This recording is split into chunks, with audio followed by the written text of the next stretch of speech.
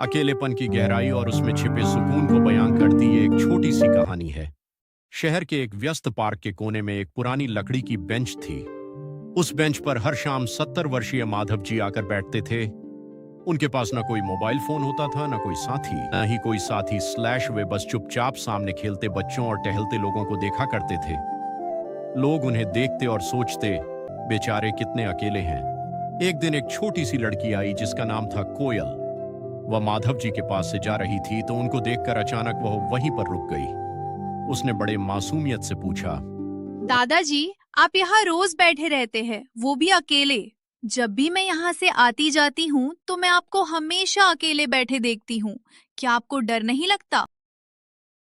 माधव जी मुस्कुराए और बोले, बेटा, अकेला होना और अकेला महसूस करना दोनों अलग बातें हैं। मैं अकेला हूं पर तन्हा नहीं। कोयल को कुछ समझ में नहीं आ रहा था कि आखिर दादाजी कहना क्या चाह रहे हैं। फिर माधव जी ने कोयल को अपने पास बिठाया और बोले, देखो कोयल बेटा, इस दुनिया के शोर में हम अक्सर खुद को भूल जाते हैं। यहां बैठकर मैं अपनी यादों से बातें करता हूं। मैं उस हवा को महसूस करता हूं जो शायद तुम्हें सिर्फ छू कर निकल जाती है। इस अकेलेपन में मुझे वह शांति मिलती है जो इस भीड़ में खो गई थी।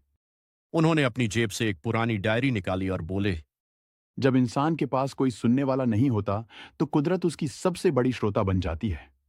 मैं अकेला नहीं हूं, मैं खुद के साथ हूं। यह सब सुनकर कोयल बोली, दादाजी, अब मैं घर जा रही हूँ। मेरी माँ मेरा इंतजार कर रही होगी। किसी दिन फिर आऊंगी, फिर ढेर सारी बातें करूंगी। कोयल तो वहां से चली गई, लेकिन उस दिन कई राहगीरों ने यह महसूस किया कि माधव जी दुखी नहीं थे।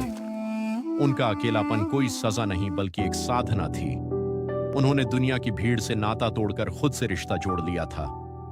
अक्सर हम जिसे अकेलापन समझकर डरते हैं, वह असल में स्वयं से मिलने का एक सुंदर अवसर होता है।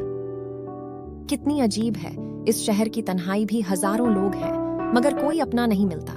हम तो खामोश रहकर भी सब कह देते हैं, पर किसी को पढ़ने का हुनर नहीं मिलता।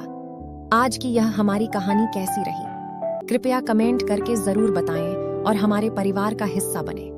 धन्यवाद।